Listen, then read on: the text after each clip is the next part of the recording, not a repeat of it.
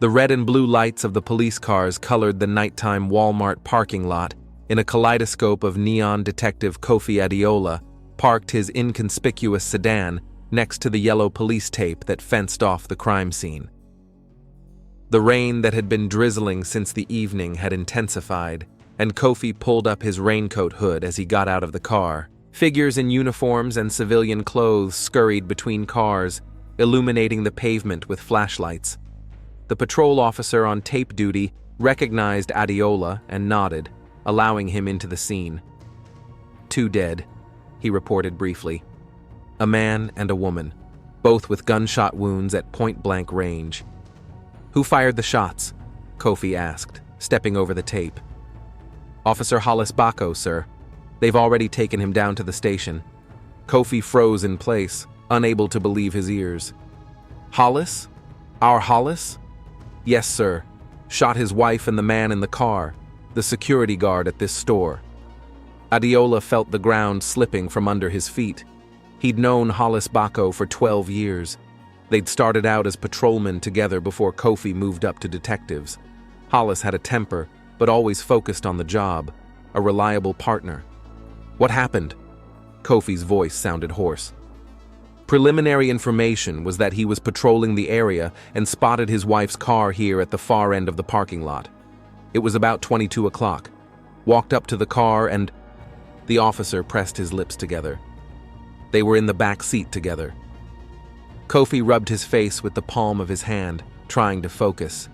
Hollis was the killer. Hollis, who'd come to his house for barbecues. Hollis, the one they fished with last summer. Witnesses? 2 teenagers in a parked car nearby, and the night manager, out for a smoke. They heard gunshots and called 911. By the time the first patrol arrived, Bako was sitting on the pavement near the car with a gun in his hand. Adiola moved to the center of the scene where forensics officers were already working under a temporary canopy. The woman was pulled out of the car and placed on a stretcher, preparing to transport her to the morgue. Even in the rain, Kofi recognized Nia. He'd met her at police parties a few times, a frail woman with a bright smile and a loud laugh. Now her face, with open glassy eyes, seemed like a wax mask. Detective Adiola, CSI Parker called out to him. The chief has assigned you to lead on this case. Why me? Because you know Bako better than anyone else, but not close enough to affect the investigation. Parker handed him a folder with primary materials. The preliminary picture is as follows. Bako was patrolling the neighborhood, saw his wife's car, approached, and found her with a man. Fired 4 shots, 2 at each victim, used his service weapon. And the second man? Zane Okafor, 27 years old. Worked as a security guard here at Walmart. Got an ID and a name tag. Have you contacted his family yet? We're trying to make contact. His paperwork says he rents an apartment nearby. Colleagues say he lived alone. Kofi shook his head, trying to comprehend what had happened. Then he turned to the car, a used Honda sedan that belonged to Nia. The rear window was splattered with blood from the inside. A chalk outline on the asphalt marked the spot where Bako had been sitting before the patrol arrived. Security footage? We're downloading it now. There's one aimed right at this part of the parking lot. Should have captured the moment of the shooting. Kofi nodded and headed for the supermarket's back office, where witnesses were temporarily housed. 2 teenagers, a boy and a girl, sat side by side, whispering nervously. The manager, a middle-aged man with tired eyes, was smoking by the open window despite the ban. Detective Kofi Adiola, he introduced himself, showing his ID. Tell me what you saw. The teenagers looked at each other. The girl spoke. We were sitting in Jaden's car over there, she pointed to the tattered Ford. Just talking. Then we saw a cop waving a flashlight at that Honda. He came up behind it, the boy said. He shined his light inside, and then he pulled out a gun. We heard screaming, and then gunshots. 4 in a row, real quick. What happened next? He just sat down on the pavement. He didn't move. We got scared and called the police. The manager, finishing his cigarette, added, I went out for a smoke break and heard the shots. When I ran up, The officer was already sitting next to the car. He was looking at his hands and mumbling something. What exactly was he saying? I couldn't make it out, the manager shrugged. But he was in a trance. When I asked him what happened, he didn't even look up. Kofi recorded their statements and returned to the scene.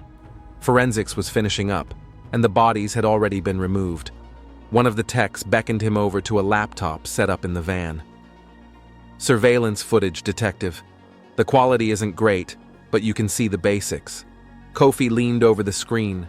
The grainy black and white recording showed a parking lot with sparse cars. At 21 hours and 54 minutes, a silver Honda pulled into the far edge of the parking lot and extinguished its headlights. A few minutes later, a man, Zane Okafor, judging by his build, approached it. He sat in the front passenger seat. At 22 hours and 9 minutes, a police car pulled up beside the Honda. Hollis Bako, illuminating the road with a flashlight, approached the car and looked inside. Even without the sound, you could see his posture change, his shoulders tense, his hand going to his holster. He jerked open the back door, and the next moment, a gun appeared in his hand. The flashes of gunfire on the tape were barely discernible, but Kofi saw Bako's body jerk from the recoil. Then he took a step back and slowly sank to the pavement, placing the gun beside him. Jesus, Kofi exhaled. He didn't even hesitate. Total loss of control, the technician nodded. But it was odd that they were in the back seat, even though the guard had come and sat in the front. Apparently they moved to the back later, when the camera was no longer capturing. Kofi rewatched the footage again, trying to find additional details, but found nothing significant. What was found in the car? He asked the CSI. 2 empty beer bottles, condoms in the glove compartment. The back seat was a mess of the victim's clothes. Both of them's cell phones were being examined now. Kofi nodded and decided to drive to the station. He was facing the toughest interrogation of his career. There was a tense silence at the Carson City police station. The news that one of their officers had shot his wife and her lover had spread instantly. Colleagues with whom Kofi crossed paths in the hallways averted their eyes. Hollis Bako sat in the interrogation room, staring at one point. Out of uniform, in his orange detainee jumpsuit, he seemed smaller and older. Kofi walked in and sat across from him. Hollis. Bako looked up slowly. Kofi, they sent you. Yes, I'll be handling your case. Adeola turned on the recorder and announced the date, time, and names of those present. Tell me what happened tonight. Hollis ran his palm over his face. I was patrolling the East Side neighborhood. Regular shift, nothing special. Drove by Walmart and saw Nia's car. She said she was working late tonight. The call center was kind of busy. I thought I'd check to see if anything was wrong. His voice was smooth, mechanical, as if he was reading out a minor incident report. When I got to the car, I didn't see anything at first. Then I shined my flashlight into the back seat. He paused. They were there, together. What happened next? I don't remember. I woke up when it was over. I was sitting on the asphalt with a gun lying next to me. Then the guys from the precinct showed up. Do you remember shooting? Hollis shook his head. No, it's like a blackout. All I remember is seeing them, and then nothing. Kofi wrote down his statement, trying to keep a professional distance. Did you know this guy, Zane Okafor? No, never seen him before. And did Nia have the problem she was talking about? Did she ever mention him? Hollis grinned bitterly. Nia hadn't said much lately. We drifted apart. When had it started? Maybe 6 months ago. Maybe earlier. He rubbed his temple. I thought it was just a phase. It happens to everybody. Kofi studied his colleague's face, trying to see signs of remorse or anger behind the mask of shock, but all he saw was numbness. Do you realize what happened, Hollis? Do you realize the consequences? Bako was silent for long seconds. I killed my wife, he said at last. And one other person. I ruined everything. After the interrogation, Kofi went to the police chief's office. Evan Dowd, a heavy-set man with a perpetual scowl on his face, sat at his desk, poring over papers. "What's up?" he asked when Kofi closed the door behind him. "It looks like affect. Baco claims he has no memory of the shooting. The tape shows he acted instantly, without thinking." "Damn it!" Dowd shook his head. "One of our best patrolmen. No complaints in 12 years of service. And now this. I'd like to talk to his partner and the neighbors. Maybe there were some signs of trouble that everyone missed." "Go ahead. But keep in mind, the press has already gotten wind of it. Tomorrow, it'll be all over the news. A black cop shoots his wife and her lover. We need to be ready." Kofi nodded and headed for the exit, but the chief called out to him. "One more thing, Adeola. If you find anything that could make the department look bad, you come to me first. You got it?" "Yes, sir." As he left the chief's office, Kofi met Officer Jalen Rivera, Hollis's partner for the past 3 years, in the hallway. "Jalen, we need to talk." They settled into an empty meeting room. Rivera looked shaken, shadows forming under his eyes. "I can't believe Hollis did this." He shook his head. "It just doesn't make sense." "Have you noticed anything strange about his behavior lately?" Rivera wondered. "He's become more withdrawn. We used to talk a lot on patrol, talk about everything. But in the last few months, he could stay quiet the whole shift." "Did he ever talk about his personal life?" "Not much. Mentioned that he and Naya were going through a rough patch, but no details. I heard them on the phone once. He was irritated, raised his voice." "What were they arguing about?" "I don't know exactly. Something about her being late at work and unanswered calls." "Had he been this suspicious before?" Rivera shook his head. "Never. He was always proud of her, always showing us pictures of her, telling us how smart she was. But something had changed in the last few months." Kofi took note of this information, noting the first contradiction in the image of the perfect couple. After talking to Rivera, Kofi decided to go to the Bach's home to tour the place and talk to the neighbors. The small, neat house in a quiet neighborhood looked ordinary, nothing to indicate the tragedy that had occurred that night. The neighbor to his right, an elderly woman named Lorraine Wells, met him in her robe despite the late hour. "I was up anyway," she explained, inviting him in. "I saw the police outside the Bach's house and realized something was wrong." Kofi introduced himself and explained the reason for the visit. "Oh my God!" Lorraine clamped her hand over her mouth. "Hollis killed Nia? I can't believe it. Did you know them well?" "Of course. They moved in here 5 years ago. Such a nice couple, always polite, helped me with heavy bags and repairs. Nia often brought me homemade baked goods." "Did you notice any problems between them? Any quarrels, conflicts?" Lorraine wondered. "It had been quieter than usual lately. They used to have backyard barbecues often, inviting friends over. Music would play, laughter. This year, nothing like that." "What about conflicts? Yelling, arguments?" "There was one incident a month ago," she said hesitantly. "Late at night I heard loud voices. Hollis was yelling. Something was breaking.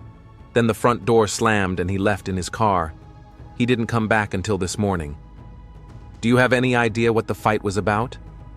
"No. I saw Nia the next day. She seemed upset, but she said it was okay, just a misunderstanding." Kofi wrote down the statement and headed to the house across the street. A young family lived there, Brent and Aaliyah Foster. Aaliyah, a woman in her 30s, opened the door immediately, as if she'd been expecting his visit. "My husband and I were awake when we saw you at Lorraine's house," she explained. "It's about Hollis and Nia, isn't it? What happened?" Kofi briefly explained the situation. Aaliyah covered her mouth with her hand, her eyes widening. "Oh my God, poor Nia. I can't believe it. Did you know them well?" "Yes, quite well. We used to talk to each other a lot. Nia and I sometimes went to yoga together." "Did you notice anything unusual in their relationship lately?" Aaliyah paused, clearly hesitating whether to speak. Nia had become a little distant. She used to talk a lot about her and Hollis, about her work. But the last few months, she's been more and more quiet. One day, I noticed a bruise on her arm, above the elbow. I asked her what happened, and she said she hit a door. Do you think it could have been Hollis? Yeah, I don't know. I don't want to say anything like that. Hollis was always very polite, very courteous, but their relationship has changed, that's for sure. Changed in what way? They don't see each other as much anymore. Hollis used to pick Nia up after work, take her dog for walks. I haven't seen them together much lately. And the dog? Kofi asked, suddenly realizing he hadn't seen any animal in the house. It died 6 months ago, an old Labrador. He was 12. Nia was very worried. She'd gotten him before she met Hollis. Kofi wrote that information down too. The loss of a beloved pet could have added stress to a family already experiencing problems. Leaving the foster house, he walked over to the last house in the row where Bill Taylor, a widower in his 60s, lived. Unlike the other neighbors, Bill didn't seem surprised or upset by the news. I was expecting something like this, he grumbled when Kofi told him what had happened. That guy always seemed too right to me. You know, the kind of guy who smiles at everyone but is seething inside. What makes you think that? Saw him a couple times when he thought no one was looking. The look on his face is different, hard, angry. And once I heard him reprimanding his wife in the backyard, hissing like a snake, not yelling. That's the worst part, when a man is so in control of his rage. Do you remember what the conversation was about? Something about her job, about her spending too much time away from home. Petty jealousy, you know. Kofi asked a few more questions, but didn't get much new information. The picture, however, was becoming clearer. The Bachs, an outwardly happy couple, had been going through a serious crisis in recent months. Hollis had become increasingly suspicious and controlling, Nia distant, and at some point, she found solace, or an escape route, in a relationship with another man. Back in the car, Kofi went over his notes one more time. The image of the impeccable Officer Bako he'd known all these years was beginning to crumble. Behind the mask of the poised professional was a man with his own demons that had finally taken over. A recent conversation with Hollis came to mind. They'd crossed paths at the shooting range just 2 weeks ago. Bako had performed admirably then, as he always did. The key is to keep your emotions under control, he had said then. Never let them influence your reactions. What a cruel irony, Kofi thought now. The man who prided himself so much on his self-control had in an instant lost it completely, with irreversible consequences. And no one, not his colleagues, not his neighbors, not Kofi himself, had seen how deep the crack had cut into his soul. With a heavy heart, he started the engine. Tomorrow would be another day of investigation, need to talk to Naya's co-workers, Zane's friends, study the victim's cell phones. But one thing was clear now.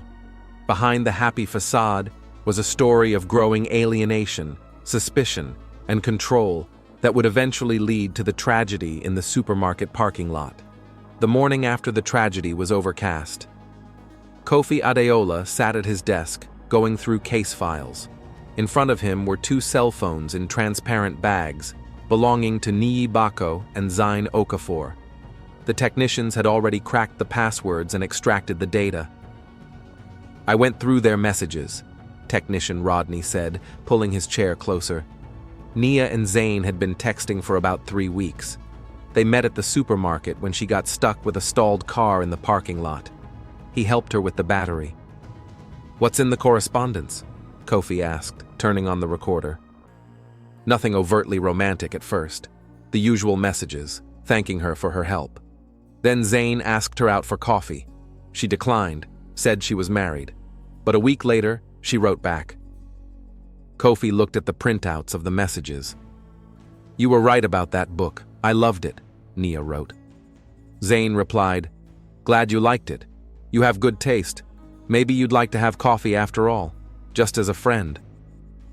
The correspondence gradually became more personal. "Sometimes I feel like I'm living someone else's life," Nia shared. "I understand you. I too often feel stuck between my dreams and reality, Zane replied. When did they first meet? Kofi asked. According to the correspondence, 10 days ago, in a coffee shop near the library. They'd met twice more since then, always in public places. Yesterday was their 4th meeting. Kofi noted that fact. The relationship was brand new, barely begun. It didn't seem like a long, elaborate deception. What's on Nia's phone? Contacts with her husband? Rodney flipped through another folder. Messages between them had become increasingly rare and dry over the past few months. Mostly domestic matters. Who would buy groceries when he'd get home? There had been a few tense correspondences when Hollis demanded an explanation as to where she was and why she wasn't answering her cell phone. Kofi sighed. It was an all-too-familiar picture of a disintegrating marriage. Growing distrust, less and less communication, more and more suspicion. Any word on domestic violence? The neighbor mentioned a bruise on Nia's arm. Nothing direct. But there is one message to a friend, one Amara Juma, where Nia writes that Hollis grabbed her arm again in a way that left marks, and a few more hints about her husband's complicated character. I need that Amara's address, and print out all of Nia's correspondence with her over the last year. An hour later, Kofi was sitting in the living room of Amara Juma, a slender woman with short-cropped hair and weeping eyes. She had been Nia's best friend since high school. I still can't believe it, Amara said, clutching a cup of cold tea in her hands. When I got the call to tell me, I was up all night. I'm sorry, Kofi said sincerely. Were you and Nia close? Like sisters. We'd been through so much together. College, first relationships, jobs. I was a bridesmaid at her wedding to Hollis. What was their relationship like? Amara thought for a moment, looking past the detective. The first few years were wonderful. Hollis carried her in his arms, literally, always attentive, caring. Nia glowed with happiness. They were the couple that everyone else looked at with envy. What changed? Little by little, everything. Nia said Hollis was different after his promotion 2 years ago. More tense, irritable. She put it down to stress at work. Then he started traveling, taking extra courses in a neighboring state, going away for 2 or 3 days every month. He came back even more distant. Did she think he was cheating on her? Amara shook her head. No. Nia believed Hollis. It was the other thing. It was like he was coming back from there with new expectations, criticizing her home-cooked meals, saying she wasn't looking after herself enough. Little things, you know? But constant. Kofi made a note. Classic pattern of emotional abuse. Eroding partner's self-esteem, gradual subjugation. When were the first signs of physical aggression? Amara tensed up. You think he was hitting her? I've seen reports where Nia mentions that he grabbed her arm too hard, and a neighbor noticed the bruise. Nia never directly said Hollis hit her, Amara said slowly. But in the last year, there have been hints. She started wearing long-sleeved clothes even in the heat, canceling meetings at the last minute, explaining that Hollis would be upset if she left. Was she afraid of him? Amara pondered the question. Not in the classic sense, not as someone who might kill her. Rather, afraid of disappointing him. Hollis was a master manipulator, could go weeks without talking to her for some small thing, make her feel guilty for things she didn't do. Why didn't she leave? She was ashamed. Imagine, a policeman's wife complaining about her policeman husband. Who would believe her? Besides, she was financially dependent on him. After the wedding, Hollis convinced her to quit her old job, said he made enough for both of them. When she'd gone back to work a year ago, it had been another cause for conflict. Kofi nodded. The picture was becoming clearer, gradually increasing control, isolation, emotional pressure. What about Zane Okafor? Had Nia told you about him? A slight smile touched Amara's lips. Yes, for the last 2 weeks. Said she'd met an interesting guy. young, ambitious. He worked part-time as a security guard, but he was studying for his law degree, studying for his exams. Did she fall in love with him? I don't think she did. But he gave her something she didn't get from Hollis: genuine interest, admiration. He didn't judge her, he listened to her. After talking to Amara, Kofi headed to the supermarket where Zane worked. The security manager, a gray-haired man with a military bearing, took him to a small staff lounge. Okafor was one of the best employees, he said, pulling out a personnel file. Punctual, responsible, worked the night shift so he could study during the day, going to take the law school exam this spring. What's the feedback from your coworkers? Positive. He was a quiet guy, didn't like office gossip, always with a book on his breaks. A lot of people thought he was arrogant, but I saw him as just driven. The guy knew what he wanted. Kofi went through the personnel file. Zane Okafor, 27, born in Baltimore, moved to Carson City 3 years ago. Graduated from college with honors, majoring in political science. Worked at a supermarket for the past 2 years. Was he romantically involved with any of the staff? Not that I noticed. He kept his personal life to himself. After the supermarket, Kofi went to Zane's rented apartment, a small studio in a 3-story building near campus. The apartment looked like a typical student dwelling, minimal furniture, lots of books. On the table were neatly folded notes and law textbooks with many bookmarks. Kofi scrutinized the space, looking for signs of Nia's presence, but found nothing. This supported the theory that their relationship was just beginning. There were pictures hanging on the wall, Zane with an older woman, apparently a grandmother, Zane in a graduation robe, Zane with a group of friends against a lake. The ordinary life of an ordinary man, cut short too soon. Back at the station, Kofi met Officer Jalen Rivera, who looked even more exhausted than yesterday. "Talk to the guys from Internal Affairs," he said, taking a seat next to Kofi. "They're digging into Hollis, looking for signs of instability in the past.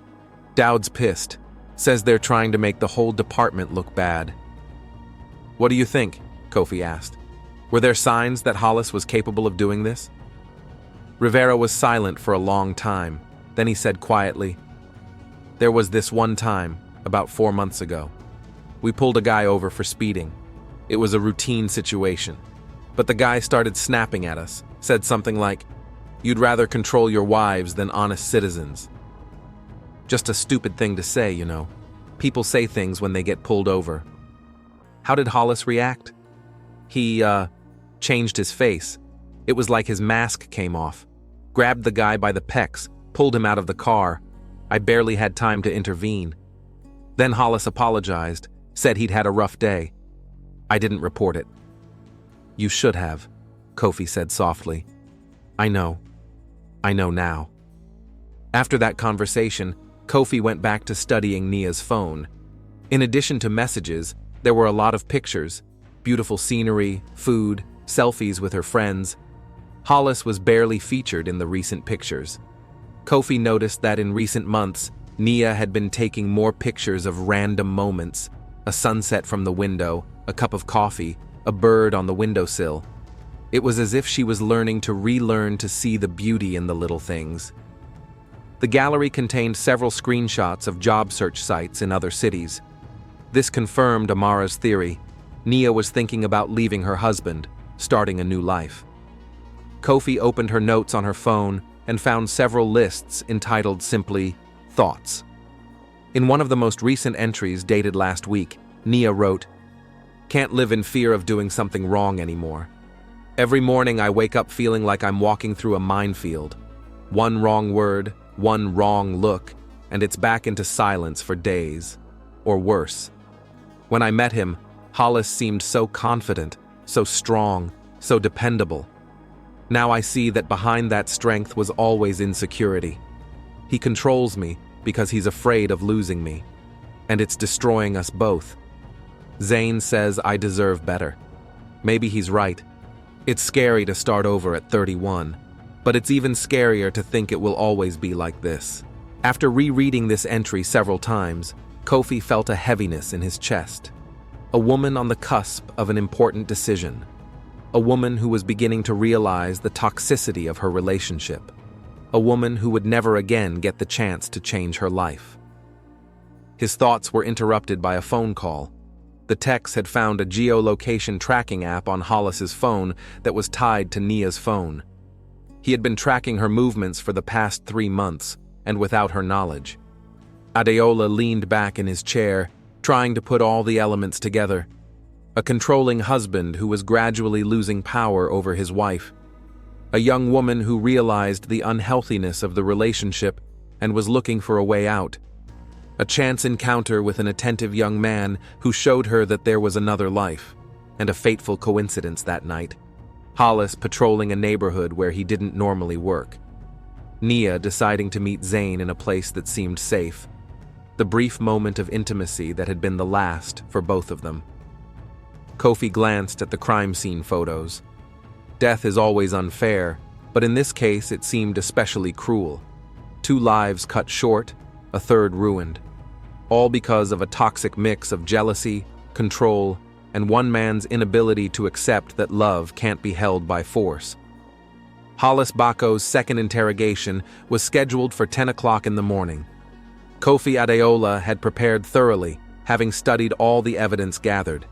He now entered the interrogation room with a clear plan, to get Hollis to tell the whole truth, to help him realize the depth of the tragedy, and to reconstruct the full picture of events.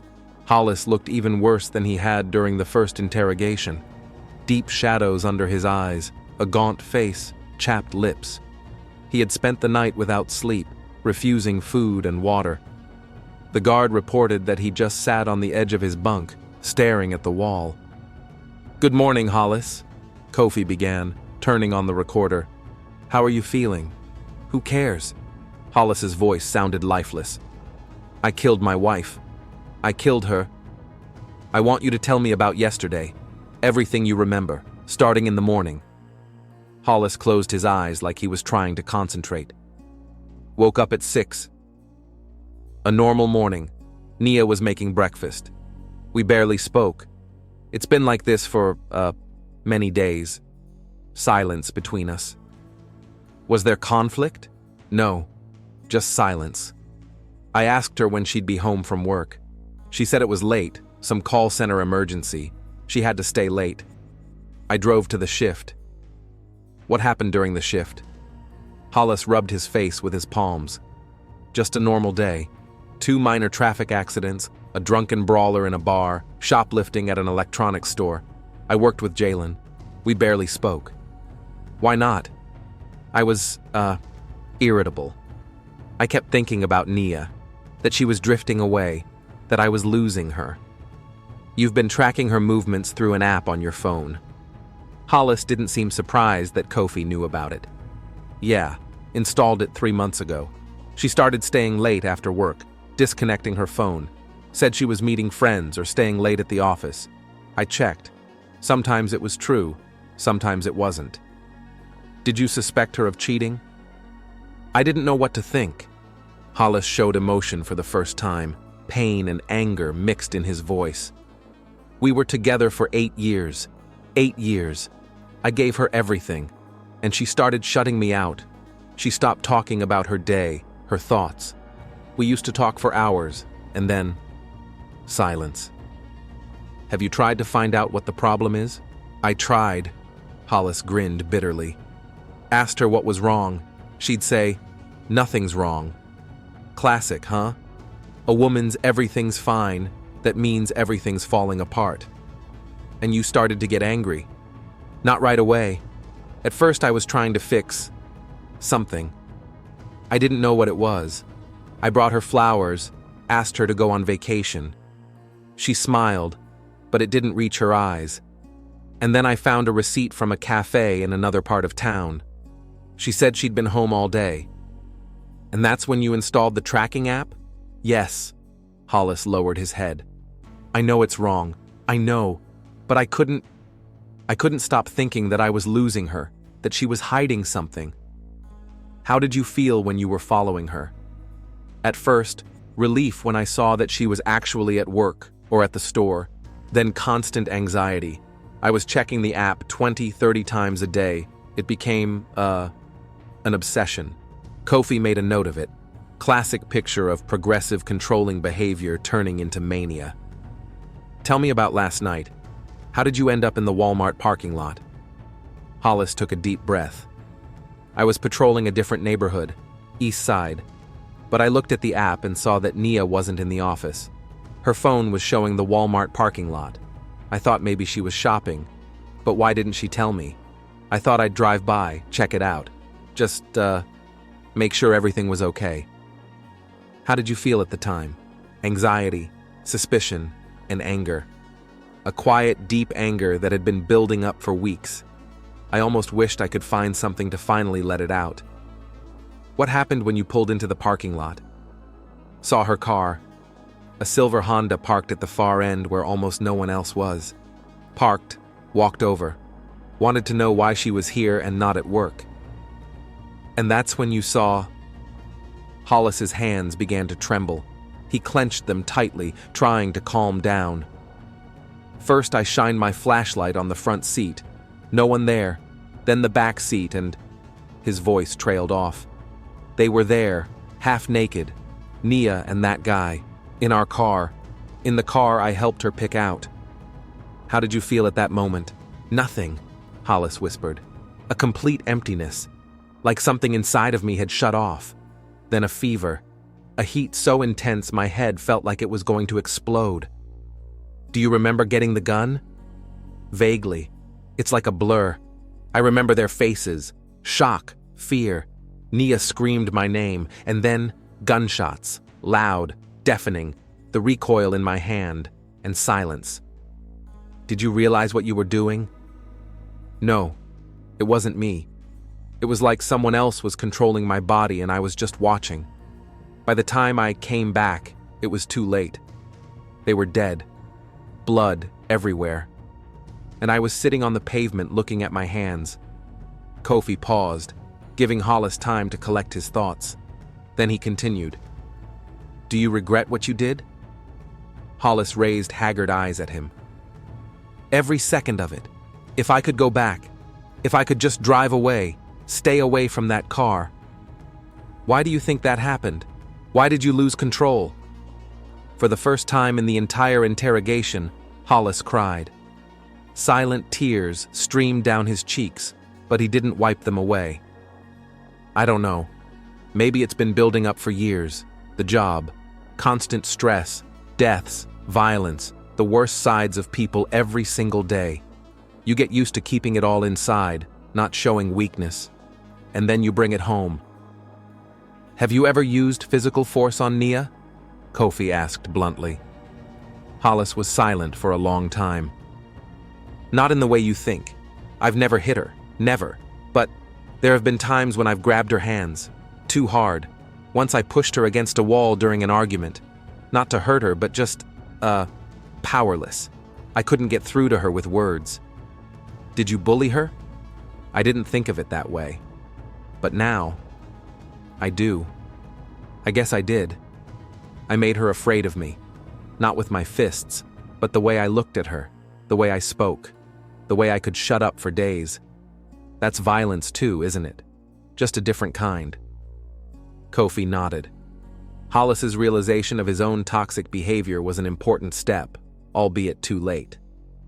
Did you know that guy? Zane Okafor? Never seen him before. Didn't even know his name before they told me at the station. But I hated him. Hated that he could give Nia what I couldn't. Because she smiled at him. What do you mean? The moment I saw them. The second before everything went foggy, she was smiling, genuinely, like she hadn't smiled at me in months. And it broke something in me. After 2 hours of questioning, Kofi had all the statements he needed. Hollis signed a confession. He was facing double murder charges. Given his status as a police officer and the obvious premeditation of his actions, there was little chance of leniency. As Hollis was being led away, he stopped in the doorway and turned to Kofi. You know what the worst part is? He asked quietly. I tried so hard not to become like my father. He used to beat my mother. I swore I would never raise a hand to a woman. And I kept that promise. But in the end, I made it worse. Much worse. After Hollis was taken away, Kofi sat alone in the interrogation room. In the interrogation room for a long time. In front of him lay crime scene photos, witness statements, printouts of messages. The story of 3 shattered lives, now to be formalized into a formal charge. That evening, Kofi returned to the Walmart parking lot. Yellow tape still fenced off the crime scene, but the forensics team had already finished their work. He stood looking at the dark stain on the asphalt, dried blood that even the rain hadn't washed away. Police Chief Evan Dowd drove up to the scene. "You wrapping up the case?" he asked, approaching Kofi. "As a matter of fact, I am," Hollis confessed. "There's more than enough evidence. I'm turning it over to the DA tomorrow." "Good work, Adeola. Quick and clean." "But not fair," Kofi replied quietly. "No punishment will be enough. Nothing will bring back 2 lives." Daoud sighed heavily. "You know, I've been on the police force for 27 years, and I see the same thing all the time. Good people who cross the line, the fine line between upholding the law and vigilante justice. One moment of weakness, 1 second of emotion overriding reason, and life is over." "It wasn't just emotion," Kofi countered. "Behind it were years of misguided relationships, control, jealousy, an inability to talk openly about problems. It wasn't just a second burst of anger. It was inevitable." "Do you think we could have prevented it? As a department?" Kofi wondered. A question that had plagued him since the beginning of the investigation. Maybe. If we'd been paying attention to the signs of burnout, the outbursts of aggression that Rivera saw but didn't report, if they created an atmosphere where officers weren't afraid to admit they needed help. Dowd nodded. "I'll talk to the commissioner. Maybe we should rethink the officer psychological support program. Will you offer your ideas?" "Sure." They stood in silence for a moment longer, looking out at the empty parking lot. Then Dowd patted Kofi on the shoulder and headed for his car. "And another thing, Adeola," he turned around. "It's good of you to take this case. Not everyone could have maintained objectivity while investigating a friend's crime." When the chief left, Kofi stayed where he was for a long time. Scraps of conversations, with Hollis, with Amara, with the neighbors, ran through his mind. A picture of a disintegrating relationship that no one saw in time, or didn't want to see. Hollis Bacco wasn't a monster. He was a man who had lost touch with his own emotions, who didn't know how to talk about his fears and doubts, who chose control over trust, strength over vulnerability, who, afraid of losing love, destroyed it in the worst possible way. Nia Bacco wasn't just a victim either. She was a woman who found the strength to seek a way out of a toxic relationship. A woman who began to rediscover the world and herself in it, who didn't have time to take the final step to freedom. And Zane Okafor? A young man with big plans and ambitions, accidentally caught at the crossroads of other people's destinies, perhaps not realizing the depth of the situation he was involved in, paid with his life for someone else's mistakes. Kofi got into his car and took one last look at the parking lot through the windshield. Here, on this patch of asphalt, 3 lives had intersected. Here, love had turned to hate, jealousy to violence, and hope to death. Turning on the ignition, he drove slowly out of the parking lot. Tomorrow, he had to finish his report and turn the case over to the prosecutor. Hollis Bacco would stand trial and receive the punishment he deserved. This story would be over in a legal sense. But Kofi knew he would remember this case for a long time, not only as a professional experience, but as a reminder of the fragility of human relationships, of the importance of talking about your feelings, that the worst enemy can live inside us, in the form of uncontrolled emotions, unprocessed traumas, and unspoken words.